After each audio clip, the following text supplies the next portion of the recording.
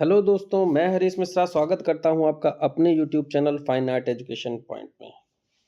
आज हम Haryana TGT TET परीक्षा के प्रश्न पत्र को जिसमें जो हमारा सब्जेक्ट का पार्ट होता है उसे हम कवर करेंगे।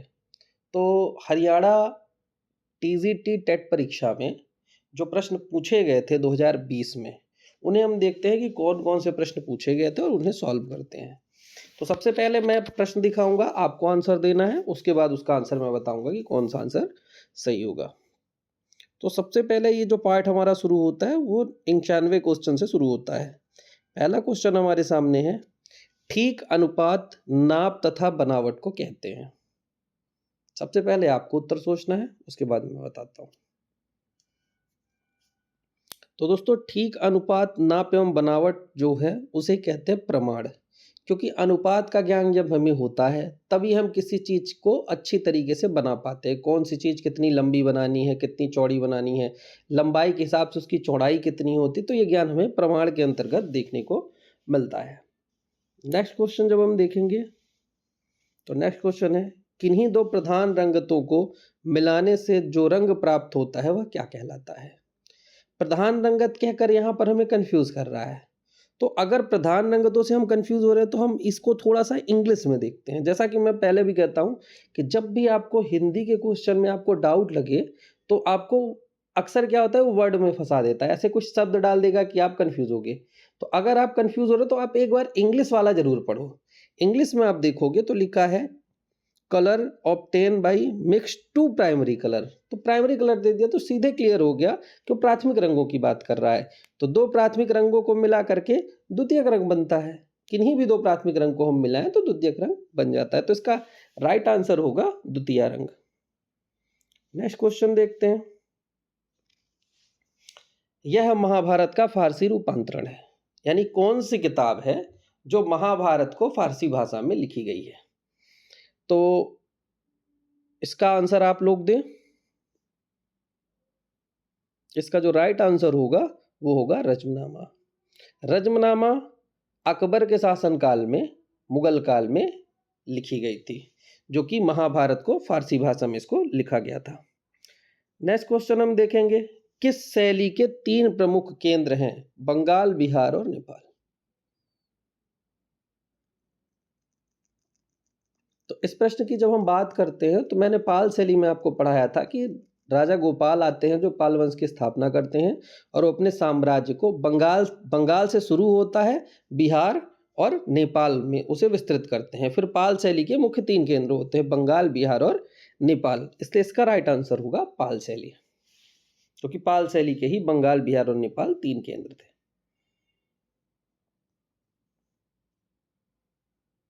केवल श्वेत और श्याम वर्ण के प्रयोग, केवल श्वेत तथा श्याम वर्ण का ही प्रयोग किया जाता है तो उसे क्या कहते हैं।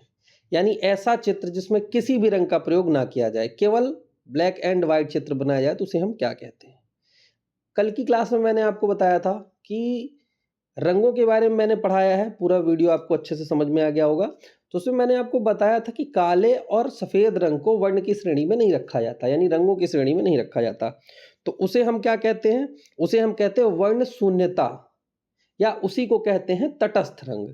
तो यहाँ पर तटस्थ तो ऑप्शन में है नहीं, ऑप्शन में है वर्ण शून्यता, यानी कि वर्ण का शून्य प्रयोग, यानी एक भी रंग प्रयोग ना हो। तो काले और सफ़ेद को रंग माना ही नहीं जाता है। तो ऐसे रंगों के प्रयोग में हम उस चित्र को कहते हैं कि वो चित्र वर्ण शून्यता से बना हुआ है, यानी किसी भी रंग का प्रयोग नहीं हुआ है। तो राइट आंसर होगा वर्ण शून्यता। तेजपाल और विमल शाही वास्तुपाल मंदिर स्थित है। इसका जवाब दें। सोच लें, दे तो नहीं पाएंगे तो आप सोच लें पहले, फिर मैं बताता हूं। तेजपाल और विमल शाही मंदिर ये जो हैं, इसको जब हम बात करते हैं दिलवाड़ा जैन मंदिर जो कि माउंट आबू में बना हुआ है, उसके ये मंदिर हैं। क्योंकि दिलवाड़ा जैन मंदिर जो है मकराना मार्बल से बना हुआ 5 मंदिरों का समूह है, उसी से संबंधित ये मंदिर है। तो इसका राइट आंसर होगा माउंट आबू। नेक्स्ट क्वेश्चन है, जयपुर स्कूल में किसके काल में 50 से भी अधिक कलाकार सूरत खाने में नियुक्त थे। सूरत खाना किसे कहा जाता था, जहां लोग चित्रकारी करते थे, जिसे हम कहें वर्कशॉप या कहें कार्यशाला।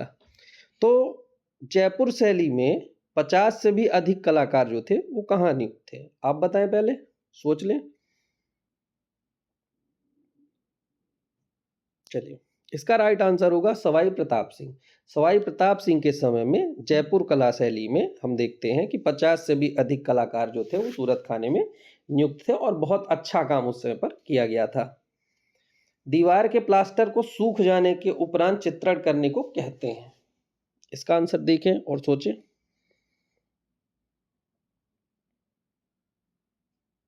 दीवार के प्लास्टर को सूख जाने के उपरांत चित्रण करने की जो विधि होती है, मैंने चित्रण की जो भित्ति चित्रण की विधि बताई थी, दो बताई थी, एक फ्रेस्को ब्रूनो और एक फ्रेस्को सेको।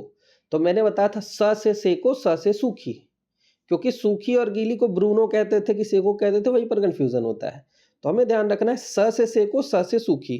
तो यहाँ पर प्लास्टर के सूख जाने के उपरांत, तो सूख जाने में सेको, तो फ्रेस्को सेको इसका राइट आंसर होगा।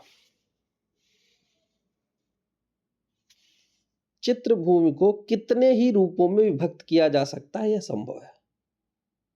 इसका आंसर क्या होगा?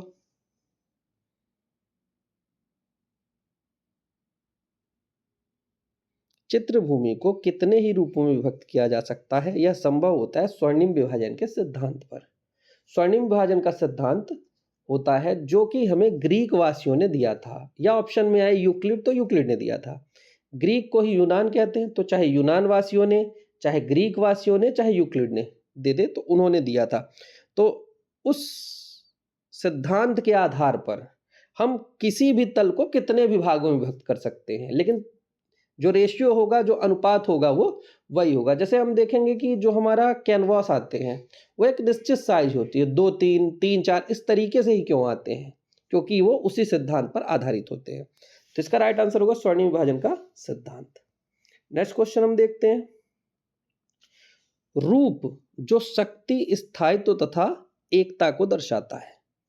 इसमें मैंने बताया जैसे वृत्ताकार, आयताकार, त्रिभुजाकार, अंडाकार, इनसे पूछता है कि इनका मतलब क्या होता है, इनका भी एक भाव होता है।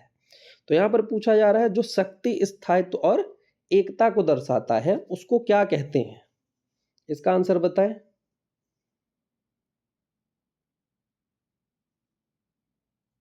चलिए, जो शक्ति, स्थायित्व और एकता को दर्शाता है उसे कहते हैं आयताकार।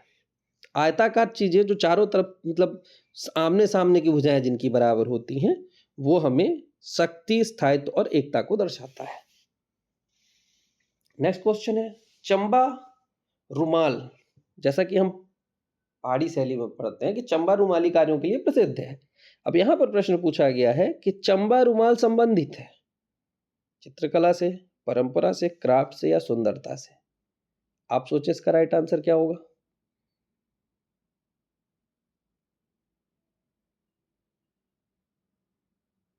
चलिए, इसका आंसर होगा परंपरा। अब दिमाग में आता है कि रुमाल का काम है तो क्राफ्ट भी कर सकते हैं, लेकिन नहीं, चूंकि ये ट्रेडिशनली चीजें हैं, ये परंपरागत वहां का प्रसिद्ध रहा है, बहुत पहले से चलता चला आया है। तो जो ट्रेडिशनली है, ट्रेडिशन है, वहां की परंपरा है, इसीलिए इसको हम परंपरागत के अंतर्गत रखेंगे और इसका राइट आंसर होगा परंपरा।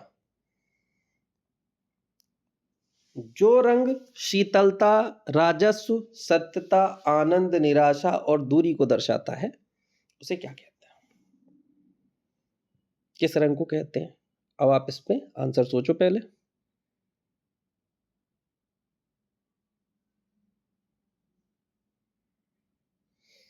चलो देखो, इसमें जो लिखा है जो रंग शीतलता, शीतलता जहां आती है तो हमारे दिमाग में हरा रंग जाता है कि हरा रंग होना चाहिए। सही बात है, हरा शीतलता जो है तो वो ठंडा रंग है, और ठंडे में हरे को हम ले सकते हैं। लेकिन जहां आगे हम देखते हैं राजस्व, सत्यता, आनंद, निराशा, दूरी, तब दिमाग हमारा ये कहता है कि नहीं, शीतलता में तो ठीक है, शीतल तो नीला भी है, लेकिन जो राजस्व, सत्यता और आनंद, निराशा, दूरी की बात हुई, ये सब नीले रंग के प्रतीक होते हैं। इसलिए यहां पर हरा ना होकर के इसका जो राइट आंसर होगा वो होगा नीला रंग। नीला रंग शीतलता, राजस्व, सत्यता, आनंद, निराशा और दूरी को दर्शाता है। तो हमें यहां पर कंफ्यूजन होगा कि हरा सही होगा, लेकिन यहां हरा नहीं, यहां पर नीला सही है। किसी भी वस्तु के धरातल का गुण है, इसका आंसर बताएं।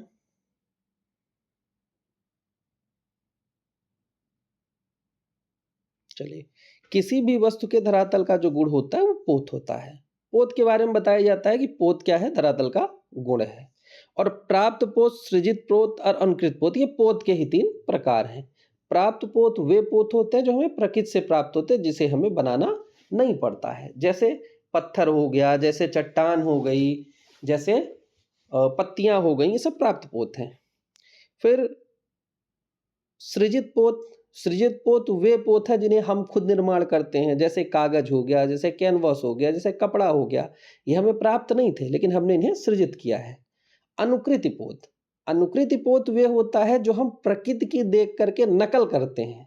जैसे रेडीमेड पत्थर अगर कोई बना रहा है, रेडीमेड मतलब नकली पत्तियां बना रहा है प्लास्टिक की, फिर उस पर चित्र बनाए, तो जो प्रकृति में चीजें हैं उसकी जब हम नकल करके बनाते हैं तो हो जाता है अनुकृति पोत। किसी कृति की दोबारा कॉपी करना, जैसे पत्ती तो ओरिजिनल होती है, अब हम उसको दोबारा बना रहे हैं तो डुप्लीकेट उसकी अनुकृति कर रहे हैं, तो उसमें जब चित्र बनाएंगे तो अनुकृत पोत हो जाएगा। तो यहाँ पर किसी भी वस्तु के धरातल का जो गुण होगा वो मेन पोत उसका आंसर है, और ये तीनों पोत के ही प्रकार हैं। तो राइट आंसर पोत। मरता हुआ भैंसा या घायल भैंसा चित्र कहां से प्राप्त हुआ है, इसका आंसर बताएं।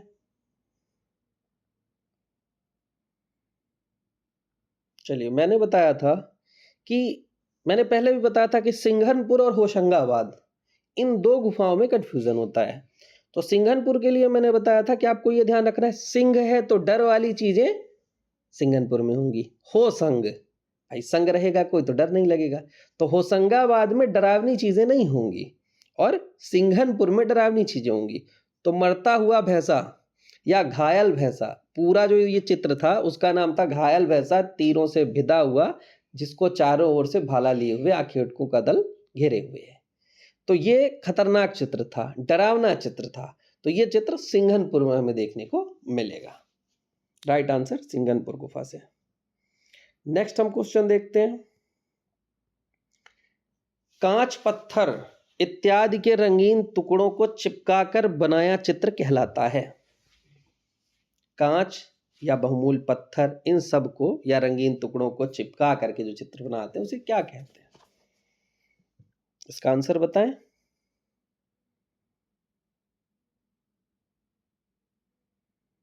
चलिए, कांच, पत्थर इत्यादि के रंगीन टुकड़ों को चिपकाकर बनाया गया जो चित्र है वो मोज़ैक कहलाता है। हमारे एक तो मोज़ैक हम गोथिक शैली में पढ़ते हैं, एक हम भारत में पढ़ते हैं पित्रादुरा। तो अगर पित्रादुरा होता तो भी सही हो जाएगा, या मोज़ैक ऑप्शन में है तो मोज़ैक सही हो जाएगा। तो पित्रादुरा यहाँ पर है नहीं, मोज़ैक है, तो यहाँ पर राइट आंसर मोज़ैक होगा। खजुराहो के मंदिर में सबसे बड़ा, ऊंचा और कलात्मक मंदिर कौन सा है, आंसर बताएं इसका।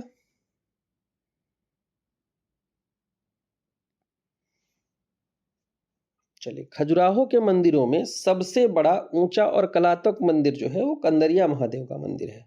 और पूरे उस खजुराहो परिसर में जितने भी मंदिर बने हैं उसमें से सबसे जो सुंदर मंदिर है, सबसे कलात्मक है, वो कंदरिया महादेव का मंदिर है, जो कि शिव को समर्पित है। नागर शैली का सबसे सुंदर उदाहरण माना जाता है, और इसके गर्भगृह में जो शिवलिंग है वो सफेद संगमरमर से बनाए गए हैं, ये ध्यान रखना। कोटा में राजा उमेश सिंह के काल में किस प्रकार के चित्र बहुतायत में बने, इसका आंसर बताएं।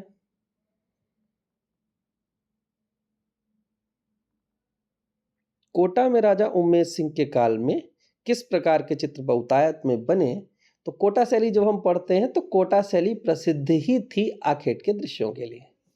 तो कोटा शैली में कहा जाता है कि वहां इतने आखेट के दृश्य बने हैं कि सिर्फ राजा नहीं, केवल पुरुष ही नहीं, महिलाओं को भी शिकार करते हुए उस शैली में दिखाया गया है। तो यहाँ पर शिकार के दृश्य सबसे ज्यादा बनाए गए हैं, तो बहुतायत चित्र जो है वो शिकार के मिलेंगे। तो राइट आंसर होगा शिकार। नेक्स्ट क्वेश्चन है हमारा, नृत्यांगनाओं एवं पासवानों के चित्र बड़ी मात्रा में चित्रित हुए किस शैली में, तो बीजापुर, गोलकुंडा, अहमदनगर, हैदराबाद पूरा है, इसका आंसर बताएं।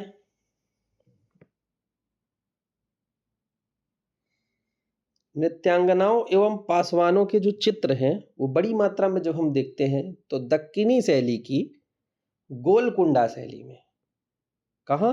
गोलकुंडा शैली में सबसे ज्यादा हमें नृत्यांगनाओं एवं पासवानों के चित्र देखने को मिलते हैं। तो right answer Golconda. Next question, शाल ओढ़े व छोटी छोटी दाढ़ी लिए योगी संबंधित है, यानी कहां से मिला है? ऑप्शन आपके सामने है, इसका आंसर सोचिए।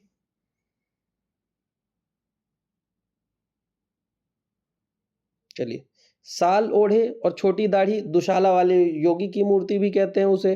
त्रिफुलिया अलंकरण है जो कि वो शॉल ओढ़े हुए है, तो कौन सी है? दाढ़ी वाले योगी की मूर्ति, जो कि हमें मोहनजोदड़ो से प्राप्त हुई है, जिसमें हमने बताया था कि उसमें सुमेरियन प्रभाव है, त्रिफुलिया अलंकरण है साल में। नेक्स्ट क्वेश्चन चलते हैं, सांची में कितने तोरण द्वार हैं? इसका आंसर बताएं।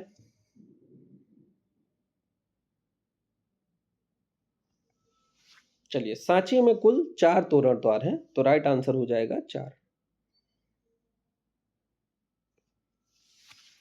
अगला क्वेश्चन है, रंगत के हल्केपन व गहरेपन का द्योतक है, और हमने पढ़ाया था कि रंगत के हल्केपन व गहरेपन को क्या कहते हैं?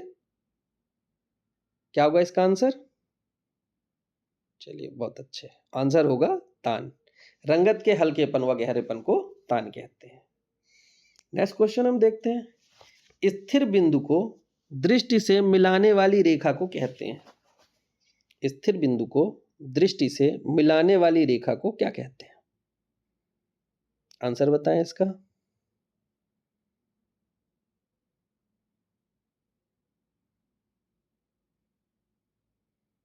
स्थिर बिंदु को दृष्टि से मिलाने वाली रेखा को कहते हैं दृष्टि रेखा।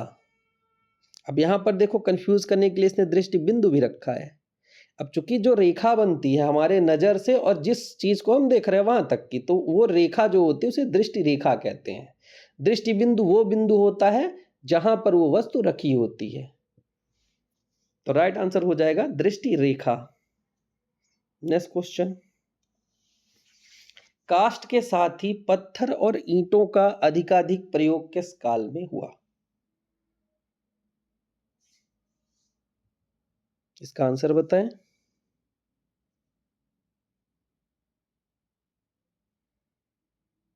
काष्ठ के साथ ही पत्थर और ईंटों का जो अधिकाधिक प्रयोग है, इसका राइट आंसर होगा मौर्यकाल। मौर्यकाल में पत्थर, काष्ठ और ईंटों का प्रयोग हुआ, तो इसमें जो आयोग ने इसका राइट आंसर माना है वो मौर्यकाल माना है। लेकिन सही तरीके से अगर देखा जाए तो एक तो काष्ठ और पत्थर तो ठीक है, लेकिन यहाँ पर ईंट शब्द जो लगा हुआ है, ईंटों का प्रयोग जब हम देखते हैं तो सबसे पहले तो हमें सिंधु घाटी सभ्यता में देखने को मिलता है, जिन्होंने ईंटों का पहली बार निर्माण किया और उससे मकान भी बनाए। दोबारा ईंटों का प्रयोग हम गुप्त काल में देखते हैं, तो मौर्य काल में ऐसा कोई उल्लेख जल्दी मिलता नहीं है, लेकिन आयोग ने जो राइट आंसर माना है वो मौर्य काल ही माना है, तो हमें मौर्य काल ही लगाना है। लेकिन ईंटों के लिए अगर हम बात करें तो सिंधु घाटी सभ्यता के बाद हमें गुप्त काल में ईंटों के बने मंदिर और धमेख स्तूप जो है वो भी ईंटों का बनाया गया है, गुप्त काल में ही बनाया गया, तो गुप्त काल में ईंट हमें ज्यादा दिखती है। लेकिन इसका राइट आंसर मौर्य काल ही है आयोग के द्वारा, तो हमें मौर्य काल ही याद रखना है। अमरावती स्तूप को प्रकाश में लाने का श्रेय किसे जाता है? तो अमरावती स्तूप को प्रकाश में लाने का श्रेय किसे जाता है? जल्दी से इसका आंसर बताएं।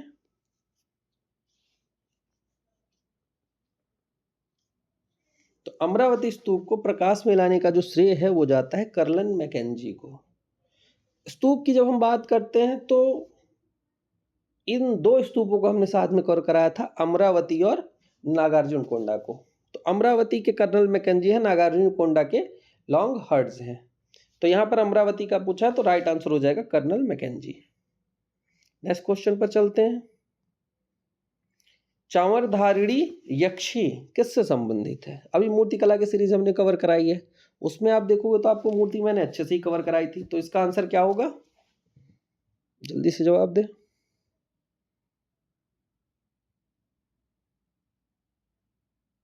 तो इसका राइट आंसर होगा दीदारगंज, क्योंकि चंवरधारिणी यक्षी जो है वो पटना के दीदारगंज में गंगा नदी के किनारे से प्राप्त हुई थी, जिसमें हमने पढ़ा था कि ये जो है पटना संग्रहालय में रखी हुई है। गुलाम रसूल नाम के व्यक्ति ने इस मूर्ति को प्राप्त किया था। तो खोज करने का श्रेय गुलाम रसूल नाम के व्यक्ति को जाता है। नेक्स्ट क्वेश्चन देखते हैं।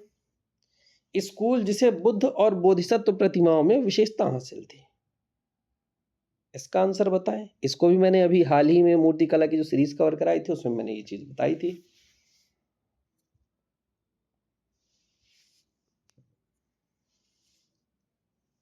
तो स्कूल जिसे बुद्ध और बोधिसत्व प्रतिमाओं में विशेषता हासिल थी वो शैली है गांधार शैली। बुद्ध की मूर्तियां कुषाण काल में बननी शुरू हुई थी, क्योंकि कुषाण काल में ही कनिष्क के काल में चौथी बौद्ध संगति हुई थी, जिसपे ये डिसाइड हुआ था कि बुद्ध की मूर्ति बनेगी। बुद्ध की पहली मूर्ति बनी मथुरा में, लेकिन सर्वाधिक मूर्ति बनी थी कुषाण काल में। तो यहाँ पर बुद्ध और बोधिसत्व प्रतिमाओं में विशेषता हासिल की थी। तो उन्होंने विशेषता हासिल की थी क्योंकि वो बुद्ध को ही बनाते थे, क्योंकि मथुरा कला शैली में क्या था कि यहाँ बुद्ध, जैन और हिंदू तीनों की मूर्तियां बनाई जाती थी और वहां केवल बुद्ध बनाए जाते थे, इसलिए गांधार शैली में बुद्ध और बोधिसत्व प्रतिमाओं की विशेषता हासिल थी। तो इसका राइट आंसर होगा गांधार शैली। बुद्ध धर्म चक्र प्रवर्तन मुद्रा में संबंधित है, इसका आंसर दें।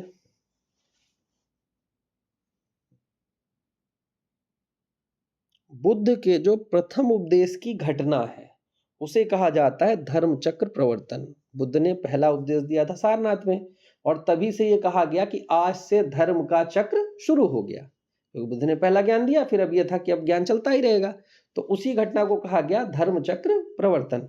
तो धर्म चक्र प्रवर्तन मुद्रा जो है वो सारनाथ से संबंधित है। नेक्स्ट क्वेश्चन देखते हैं।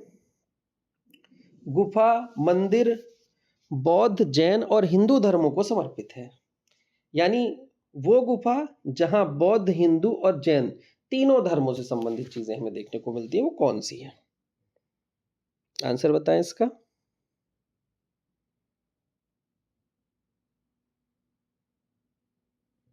तो गुफा मंदिर जो बौद्ध, जैन और हिंदू तीनों धर्मों से संबंधित है वो हम देखेंगे एलोरा का मंदिर, जहां पर सबसे पहले हम देखेंगे तो हमें शुरुआत में बौद्ध धर्म, बीच में हिंदू धर्म और लास्ट में जैन धर्म से संबंधित कुल 34 गुफाएं देखने को मिलती हैं।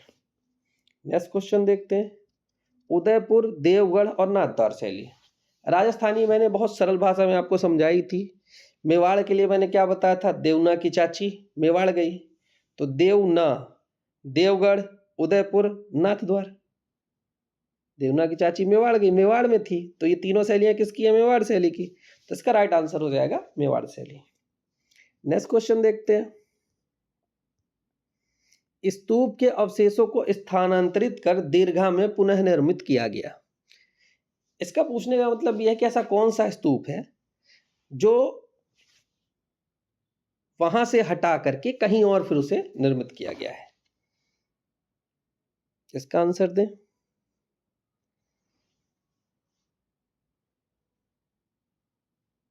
चलिए, स्तूप के अवशेषों को स्थानांतरित कर दीर्घा में पुनः निर्मित करने का जो काम किया गया है, ये बात हो रही भरूत स्तूप के बारे में। भरूत स्तूप पूर्णतः नष्ट हो चुका है। वहां पर अगर हम भरूच में जाएं तो हमें कुछ भी देखने को नहीं मिलता, और उस स्तूप के जितने भी अवशेष थे उन सभी स्तूपों को, उन सभी अवशेषों को ले जा करके भारतीय संग्रहालय कलकत्ता में रखा गया है। तो ये इसका जो राइट आंसर होगा वो होगा भारतीय संग्रहालय कलकत्ता। और भरूत स्तूप की बात हुई है, भरूत स्तूप के अवशेषों को भारतीय संग्रहालय कलकत्ता में ले जाकर के रखा गया है। Next question, wonder of age यानी नादिर उजम्मा। नादिर उजम्मा की उपाधि जहांगीर ने किसे दी थी? अब देखो, नादिर उजम्मा और नादिर उल अस्त्र दो हैं, इसी में कंफ्यूजन होता है। ये दोनों उपाधियां अकबर ने भी दी थी और ये दोनों उपाधियां जहांगीर ने भी दी हैं। तो अकबर ने जो दोनों दी थी, तो नादिर उल अस्त्र मीर सैयद अली को और नादिर उजम्मा अब्दुल सम्मद को, ये दोनों अकबर ने दी थी। फिर जब जहांगीर का समय आया तो जहांगीर ने नादिर उजम्मा की उपाधि अबुल हसन को और नादिर उल अस्त्र की उपाधि मंसूर को दी थी। तो ये कंफ्यूजन होता है थोड़ा, तो ये ध्यान रखो। पहले राजा बनाओ अकबर, अकबर ने दो उपाधियां दी, नादिर उजम्मा और नादिर उल अस्त्र। तो अकबर ने नादिर उल अस्त्र दिया था मीर सैयद अली को और नादिर उजम्मा दी था अब्दुल सम्मद को। फिर जहांगीर का अलग बनाओ, उसमें भी लिखो मीर सैयद अली और उसमें लिखो नादिर उजम्मा और नादिर उल अस्त्र। तो नादिर उजम्मा की जो उपाधि है वो दी थी अबुल हसन को, और नादिर उल अस्र की जो उपाधि है वो दी थी मंसूर को। तो इसको एक जगह कहीं लिखो तो आप डाउट मतलब आपका क्लियर होगा, नहीं तो इसमें फंस जाओगे ऐसे प्रश्न अगर एग्जाम में आएंगे तो। नेक्स्ट क्वेश्चन, तो इसका जो आंसर है वंडर ऑफ एज, नादिर उजम्मा की उपाधि जहांगीर ने किसे दी थी? तो जहांगीर की बात कर रहा है तो इसका राइट आंसर होगा अबुल हसन, क्योंकि अबुल हसन को सबसे अच्छा कलाकार मानता था, लेकिन वो उसका भ्रम था। बाद में जब उसने बिशन दास को चित्र बनाते हुए देखा तो वो उससे भी ज्यादा अच्छा पोर्ट्रेट बना लेता था, लेकिन ये उपाधि अबुल हसन को ही दी गई थी। तो राइट आंसर अबुल हसन होगा। नेक्स्ट क्वेश्चन, राजस्थानी कलाकार जिसने जल रंग को तैल रंग की तरह प्रयोग किया, इसका राइट आंसर क्या होगा? इसका आप जवाब दें।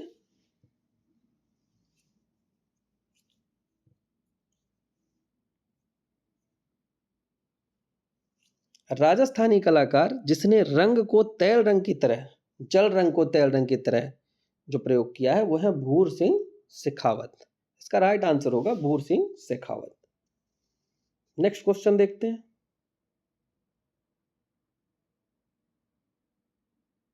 नेक्स्ट क्वेश्चन है हमारा, राजस्थान का कलाकार वर्तमान तक जल रंग में दृश्य चित्रण कर रहा है। क्वेश्चन है राजस्थान का वह कौन सा कलाकार है जो वर्तमान में भी जल रंग माध्यम से ही दृश्य चित्र अभी भी बना रहा है? तो इसका जो राइट आंसर होगा वो है राम जायसवाल। राम जायसवाल राजस्थान के वो कलाकार हैं जो अभी भी जल रंग में दृश्य चित्रण का काम कर रहे हैं। नेक्स्ट क्वेश्चन देखते हैं, दास्ताने अमीर हमजा, जिसे हम हमजा नामा के नाम से भी जानते हैं, उसका चित्रण हुआ किसके समय में? इसका आंसर बताना है। इसका जल्दी से आंसर बताएं आप सभी। तो दास्ताने अमीर हमजा का, हमजानामा का जो चित्रण है ये मुगल काल में अकबर के शासनकाल में किया गया था। नेक्स्ट क्वेश्चन देखते हैं हम, सिगिरिया की गुफाएं कहां हैं? आंसर दीजिए इसका जल्दी।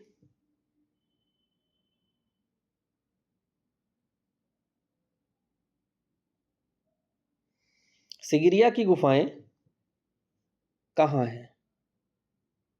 चलिए, सिगिरिया की गुफाएं जो हैं वो श्रीलंका में हमें देखने को मिलती हैं।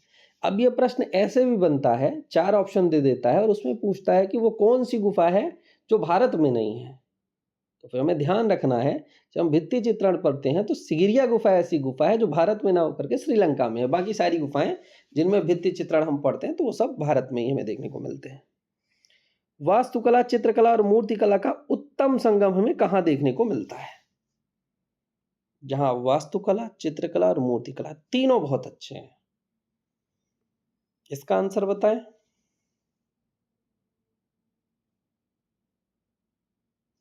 चलो, वास्तुकला, चित्रकला और मूर्तिकला का उत्तम संगम की जब हम बात करते हैं तो हमें एलोरा की गुफाओं में देखने को मिलता है। एलोरा में स्थापत्य कला का सबसे सुंदर उदाहरण कैलाश मंदिर हम देख सकते हैं। मूर्तियां भी वहाँ बहुत सुंदर सुंदर हैं और जैन शैली से संबंधित लगभग चित्र भी बनाए गए हैं उसी स्टाइल में, जैसे जैन शैली में चित्र बने हैं उसी स्टाइल में हमें चित्र वहाँ पर देखने को मिलते हैं। तो चित्र, मूर्ति और स्थापत्य तीनों का उत्तम संगम हमें एलोरा में देखने को मिलता है। नेक्स्ट क्वेश्चन देखते हैं। तो जल रंग की पतली पारदर्शक तह कागज पर लगाकर चित्रण करना कहलाता है। जैसे जल रंग की जो पतली तह लगाई जाती है, पतली से पतली तह किसमें लगेगी? आंसर दें इसका। तो जल रंग की जो पतली और पारदर्शी तह है वो कागज पर लगाकर चित्रण करना, उसे हम कहते हैं वॉश पेंटिंग। एक तो होता है जल रंग, शुद्ध जल रंग, एक होता है वॉश पेंटिंग। वॉश पेंटिंग में रंग लगा करके उसको हम वॉश करते हैं तो उसको उसमें पतले से पतली लेयर लगती है। तो इसका राइट आंसर होगा वॉश पेंटिंग। रेखाएं जो उत्तेजना, शक्ति और गति को दर्शाती हैं, इसका आपको आंसर देना है।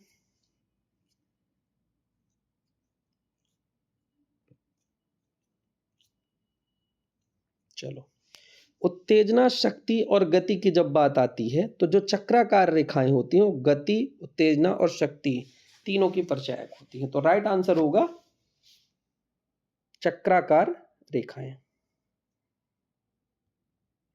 नेक्स्ट क्वेश्चन, 1971 में आपने महाभारत की कथा पर 30 चित्र बनाए। यानी कौन से वो कलाकार हैं जिन्होंने 1971 में महाभारत चित्र श्रृंखला के 30 चित्र उन्होंने बनाए थे?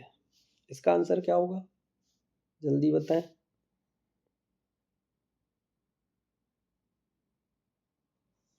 तो इसका जो आंसर होगा, इसका आंसर है M F Hussain. M F Hussain ने महाभारत चित्र श्रृंखला 1971 में बनाई हुई थी, वो भी किस पर? कैनवास पे। पेपर में एक बार ये भी पूछा गया तो ध्यान रखना, कैनवास पर इन्होंने बनाई थी।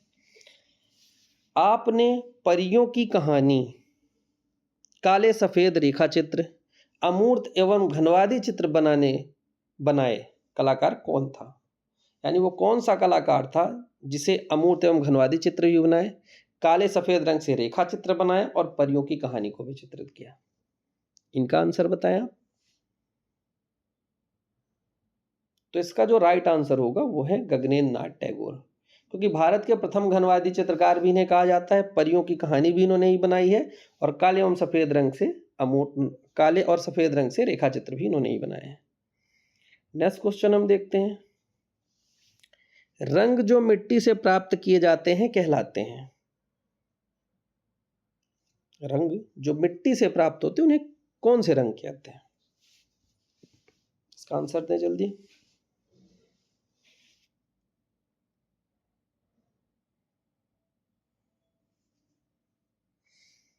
अभी हमने रंग सीरीज जो कराई थी उसमें हमने बताया था कि रंग मूल रूप से 3 प्रकार के होते हैं, प्राकृतिक, खनिज, प्राकृतिक और रासायनिक। खनिज रंग वो होते हैं जो भूमि से प्राप्त होते हैं, जिन्हें मिट्टी के रंग हम कहते हैं, जो मिट्टी से प्राप्त। प्राकृतिक रंग वो होते हैं जो प्रकृति से प्राप्त हो, जैसे फूल पत्तियों से। और रासायनिक रंग वो होते हैं जिसमें केमिकल का यूज होता है। तो मिट्टी के रंग जो होते हैं वो खनिज रंग होते हैं, कि वो हमें जमीन से प्राप्त होते हैं, खोद करके प्राप्त होते हैं, तो खनिज रंग। इसका राइट आंसर होगा खनिज। कलाकार का नाम बताएं जिसका जन्म 7 अगस्त 1871 को हुआ था। तो कौन होंगे?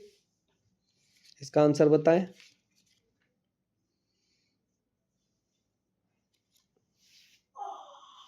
चलो, 7 अगस्त 1871 को अवनींद्रनाथ टैगोर का जन्म हुआ था। नेक्स्ट क्वेश्चन देखते हैं। किस कलाकार ने आलमगिरी नायडू से कला का प्रशिक्षण प्राप्त किया था? यहां पर आलागिरी नायडू लिखा है, चाहे आलागिरी नायडू कहो चाहे आलमगिरी नायडू कहो, तो इनसे कला का प्रशिक्षण किसने प्राप्त किया था? इसका आपको आंसर बताना है।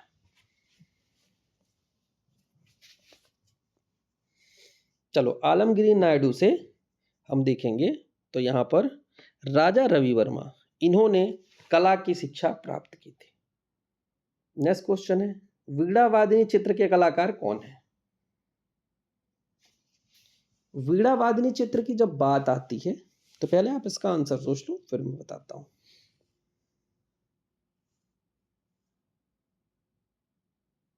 चलो देखो, वीणावादिनी जो चित्र है इसे अवनींद्रनाथ टैगोर ने भी बनाया है और इसे नंदलाल बोस ने भी बनाया है।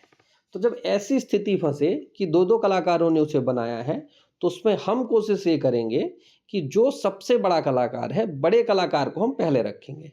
तो यहां पर राइट आंसर हो जाएगा, अच्छा हाँ ठीक, इसमें दो लोग हैं, नंदलाल बोस और अवनींद्रनाथ टैगोर। तो अवनींद्रनाथ तो ऑप्शन में है नहीं, तो इसका राइट आंसर हो जाएगा नंदलाल बोस। एक मिनट, सॉरी, नंदलाल बोस और राजा रवि वर्मा दोनों है ना इस पे? तो दोनों है, तो यहाँ पर राजा रवि वर्मा का भी है वीणावादिनी और नंदलाल बोस का भी है। तो यहाँ पर राजा रवि वर्मा ज्यादा बड़े कलाकार है, तो यहाँ पर राजा रवि वर्मा सही होगा और यही राइट आंसर है इसका। तो नंदलाल बोस ने भी बनाया है, लेकिन हमें राजा रवि वर्मा लगाना है क्योंकि ऑप्शन में राजा रवि वर्मा है। नेक्स्ट क्वेश्चन देखते हैं। कांगड़ा के राजा संसार चंद्र के दरबार का सर्वाधिक निपुण कलाकार कौन था? इसका आंसर बताएं।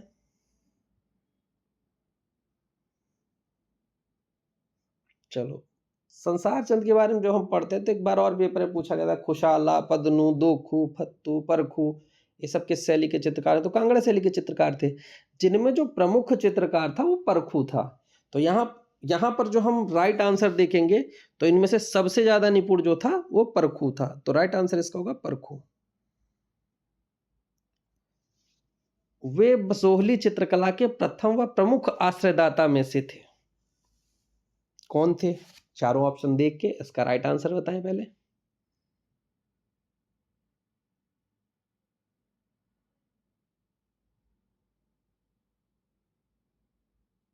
चलो, बसोहली शैली के प्रथम एवं प्रमुख आश्रयदाता की जब हम बात करते हैं तो कृष्णपाल की बात करते हैं प्रथम, उसके बाद कृपाल पाल आते हैं। तो प्रथम की बात किया तो यहाँ पर राजा कृष्णपाल राइट आंसर होगा। नेक्स्ट क्वेश्चन है, तारीखे अल्फी क्या है? इसका आंसर क्या होगा बताएं। तारीख ए अल्फी जो है ये दुनिया का इतिहास है, तो तारीख ए अल्फी दुनिया के इतिहास से राइट आंसर।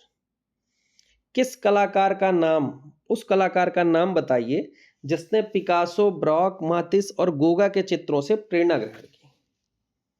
इसका आंसर बताएं।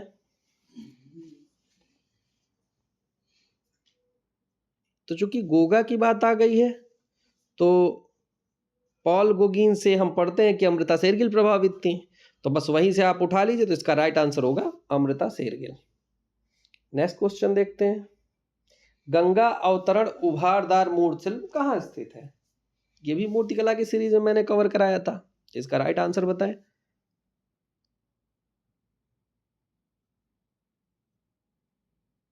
चलो, गंगा अवतरण का उभारदार जो मूर्ति शिल्प है वो महाबलीपुरम में हमें देखने को मिलता है।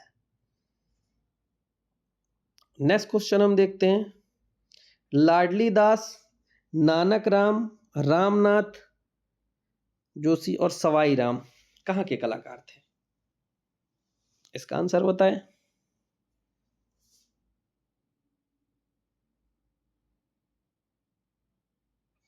इसमें आप देखेंगे लाडली दास, नानक राम, रामनाथ और जोशी, सवाई राम, ये सब किशनगढ़ शैली के चित्रकार हैं।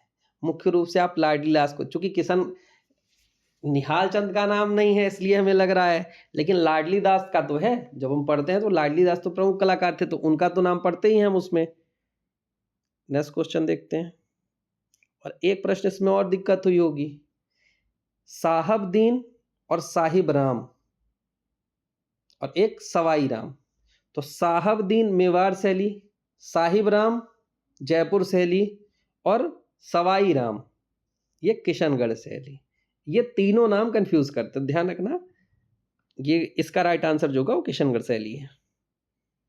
स्थानीय लोग कौन सी गुफा को पंच पांडव गुफा के नाम से पुकारते हैं? इसका आंसर बताएं। अच्छा प्रश्न है, इस प्रश्न में अच्छा फंसाया है।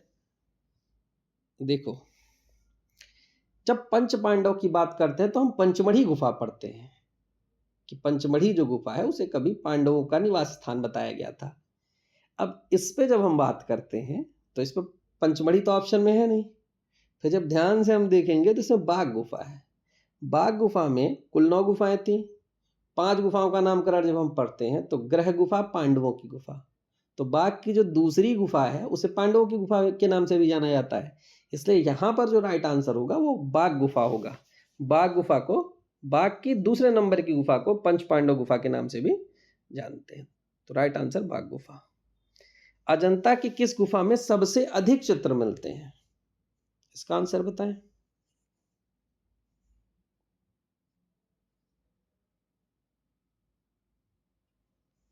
चलो, अजंता की गुफा 17 में सबसे अधिक चित्र मिलते हैं। तीन जोड़े मैंने बताए हैं, 1 नंबर, 2 नंबर, 9 नंबर, 10 नंबर और 16 17 नंबर। 9 10 में सबसे पुराने, 16 और 17 में सबसे ज्यादा, सबसे अच्छे, और पहले और दूसरे में सबसे बाद में बनाए गए हैं, सबसे नवीन गुफाएं हैं। तो इसका जो राइट आंसर होगा सबसे अधिक 17 नंबर में है। नेक्स्ट देखते हैं, शिव नटराज उमा पार्वती कांस्य मूर्ति शिल्प संबंधित है। तो शिव नटराज उमा पार्वती कांस्य मूर्ति शिल्प किससे संबंधित है? इसका आंसर बताएं।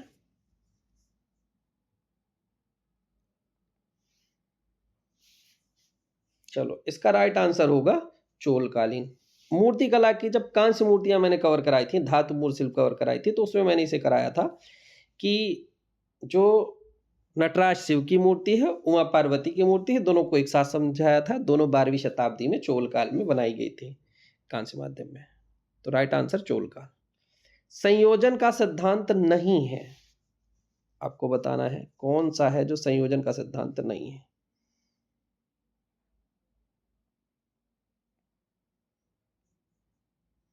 चलो, संयोजन की जब हम बात करते हैं संयोजन के सिद्धांत को, तो कहीं कहीं 6 कहीं कहीं 7 माने जाते हैं। तो परिप्रेक्ष्य यानी प्रोस्पेक्टिव को जब जोड़ लिया जाता है तो 7 हो जाते हैं, प्रोस्पेक्टिव को जो नहीं जोड़ता है तो वो 6 बताता है। तो 6 को याद करने की जो ट्रिक मैंने बताई थी वो थी प्र और स। प्र और स, 3 प्र नाम से आते हैं और 3 स नाम से आते हैं। प्रवाह, प्रभावितता और प्रमाण। इधर चलते हैं नहीं, और इधर चलते हैं तो सहयोग, सामंजस्य, संतुलन, ये आते हैं। तो अब इसमें हम देखते हैं तो प्रभाव, प्रभावितता, प्रमाण और सहयोग, सामंजस्य, संतुलन। तो इन 6 में से ये 3 तो आ गए, बचा कौन? रूप। रूप षडंग का हिस्सा है। रूप भेद प्रमाण भाव लावण्य योजना, तो ये षडंग में आता है। तो रूप इसका राइट आंसर होगा। संयोजन का सिद्धांत रूप नहीं होता, रूप षडंग का अंग है। और सहयोग, सामंजस्य, प्रमाण, ये तीनों संयोजन के सिद्धांत हैं। संयोजन के सिद्धांत को याद करने की मैंने ट्रिक बता रही, सीधे से एक लिखो प्र, एक तरफ लिखो स। प्र से 3 प्रवाह, प्रभावितता और प्रमाण, और स साइड लिखो सहयोग, सामंजस्य, संतुलन। तो इससे क्लियर हो जाएगा कि कौन कौन से होते हैं। नेक्स्ट क्वेश्चन देखते हैं। राजस्थानी चित्रकला का सर्वप्रथम वैज्ञानिक विभाजन किसने किया? जल्दी से इसका आंसर बताएं। चलो, राजस्थानी चित्रकला का जो सर्वप्रथम वैज्ञानिक विभाजन था वो आनंद कुमार स्वामी ने किया था। और उन्होंने ही पहली बात बताया था कि जो राजपूत चित्रकला है वो 2 भागों में बंटती है, एक राजस्थानी शैली, एक पहाड़ी शैली। कौन सी सतह चित्रण के लिए उपयुक्त नहीं है? इसका जवाब बताएं।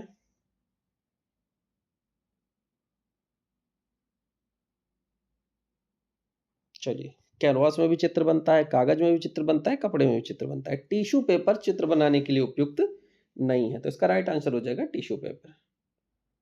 नेक्स्ट क्वेश्चन देखते हैं। स्त्री मूर्त शिल्प नृत्यरत मुद्रा में मजीरा वादिका संबंधित है, इसका आंसर बताएं।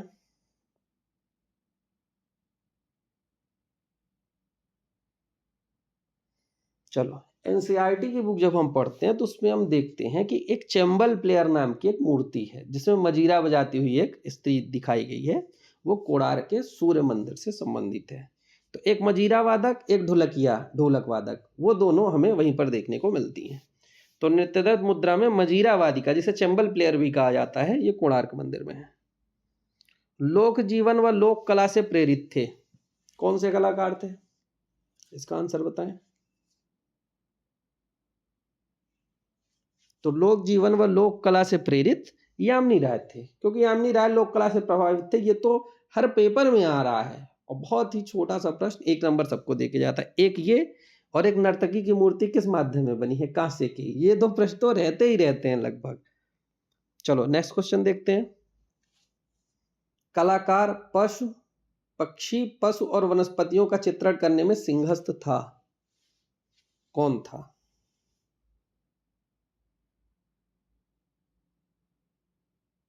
इसका आंसर बताएं। चलो देखो, कलाकार पक्षी, पशु और वनस्पतियों का चित्रण करने में सिंहस्थ की जब बात आती है, मिस्कीन और मंसूर दोनों इस काम में माहिर थे। मिस्कीन जो था वो अकबर के समय का था और मंसूर जो था वो जहांगीर के समय का था। जहांगीर के समय में भी मिस्कीन था, लेकिन मंसूर इतना ज़्यादा फेमस हो गया था कि मिस्कीन का नाम वहाँ पर दब गया। तो मिस्कीन और मंसूर की जब तुलना होती तो मंसूर ने उससे भी ज़्यादा अच्छा काम किया है। तो इसलिए जब दोनों हैं तो ऐसी स्थिति में मंसूर को लगाएंगे। इन केस मंसूर ऑप्शन में नहीं होता तो मिस्कीन भी सही होता, क्योंकि मिस्कीन अकबर के समय का श्रेष्ठ पक्ष चित्रकार था। तो यहाँ राइट आंसर होगा मंसूर।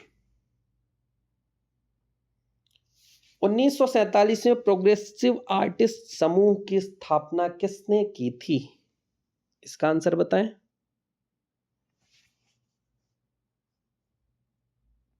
चलो 1947 में प्रोग्रेसिव आर्टिस्ट समूह या प्रोग्रेसिव आर्टिस्ट ग्रुप या कहें पैक ग्रुप की स्थापना सूजा के द्वारा की गई थी। तो हमारा पेपर खत्म हुआ। तो ये हरियाणा टीजीटी एस्टेट 2020 का पेपर था। नेक्स्ट पेपर हम अगली सीरीज में लेकर के आएंगे। तब तक के लिए धन्यवाद। वीडियो देखने के लिए सभी का धन्यवाद।